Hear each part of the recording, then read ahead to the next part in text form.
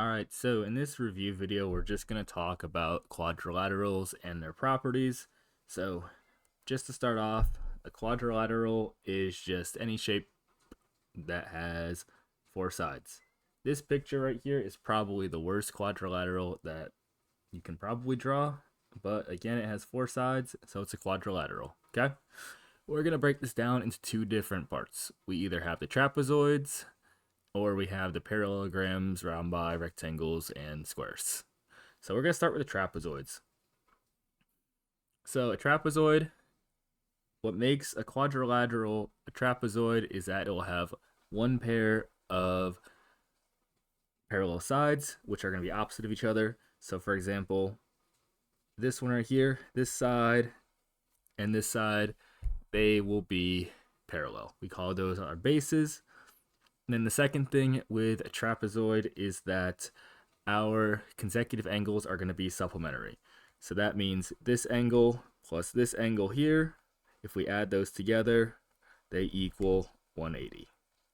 Same goes with this angle and this angle right here.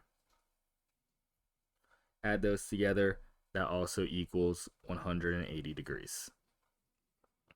Okay, so now that we have just regular trapezoids out of the way, we have the isosceles trapezoid.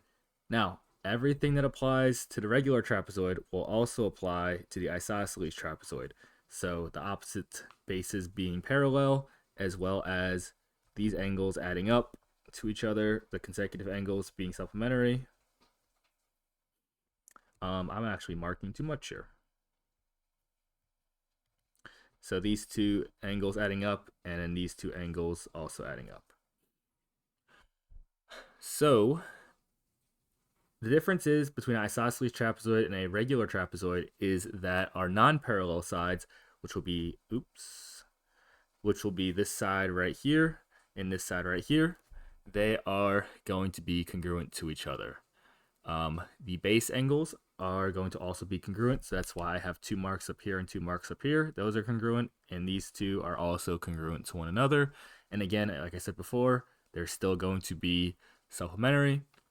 And then the last thing is that our diagonals, so from one corner to the other, these are going to be congruent to one another. So that's just an extra thing about isosceles trapezoids. So again, everything that applies to a trapezoid also applies to an isosceles trapezoid. We're just adding the fact that our base angles are going to be congruent, the diagonals are going to be congruent, and so are the non-parallel sides, which we call our legs. Okay? So that's everything for trapezoids. So now let's move on to the parallelogram side. So all parallelograms are quadrilaterals, which means they have 4 sides. Things that we need to know are that opposite sides are going to be parallel to each other. So these sides will be parallel, and they're also going to be congruent. I actually marked congruency first, but they're parallel and they are congruent to one another. Our opposite angles are also going to be congruent, so that means this angle here will be congruent to this angle here, and then this angle here will be congruent to this angle here. Our consecutive angles, so this one plus this one will equal 180, this one plus this one will equal 180, and that actually goes all the way around. And then the last thing is that our diagonals will bisect each other. So that means if I draw a diagonal here and a diagonal here, that means this will be equal to this, and then this part will be equal to this part. Are our diagonals congruent? Not necessarily for parallelograms. Not all parallelograms have congruent diagonals, but they do bisect each other, so that means this half will be equal to this half, and this half will be equal to this half down here. So now we can get into more specific parallelograms. We're going to start with rhombi. So again, just like with trapezoids, everything that applies to a parallelogram will also apply to a rhombi. A rhombi is a type of parallelogram. The difference is with a rhombi is that all 4 of my sides are going to be congruent here. So we'll have those 4 sides marked up. Second is that our diagonals are going to be perpendicular. So when I draw my diagonals here, I will have 4 right angles. Right angle right there, a right angle right here, a right angle right here, and one right here. So I have right angles formed by my diagonals. My diagonals will also bisect my opposite angles. So therefore, this angle will be equal to this angle here. And so same with here. And then these two and these two down here. So again, those are just going to bisect our angles, and then our diagonals are going to be perpendicular. Again, our opposite sides are going to be parallel to each other, or they're going to be congruent. Opposite sides are going to be congruent. Opposite angles are going to be congruent. Our diagonals will still bisect each other, so that means this part will be equal to this part here, and this part will be equal to this part here. So if I want to mark that up, I can. And so on. So now let's move over to rectangle.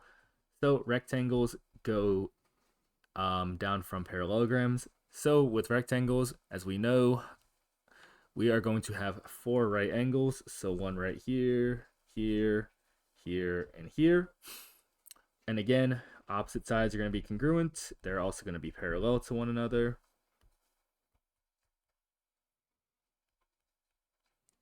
Diagonals, all the stuff will pretty much work the same. The only new thing with the diagonals of a rectangle is that both of my diagonals will be congruent to each other. So for example, if I name this rectangle, if I name this rectangle A, B, C, D, that means AC is going to be congruent to BD. And again, they're still going to bisect each other, so that means that 1, 2, 3, that will equal this part right here. Oops. And then this part will equal this part right here. And then lastly, the most specific type of parallelogram of them all is going to be a square. And as we know, what makes a square special is that, again, it has 4 right angles.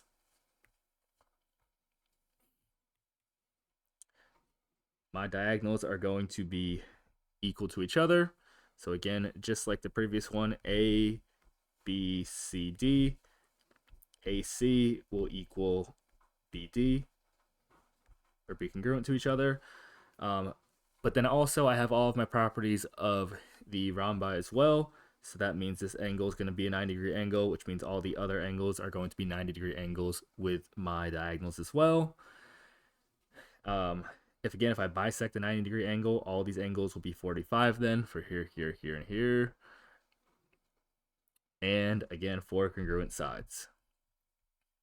So again, those are my properties of my quadrilaterals.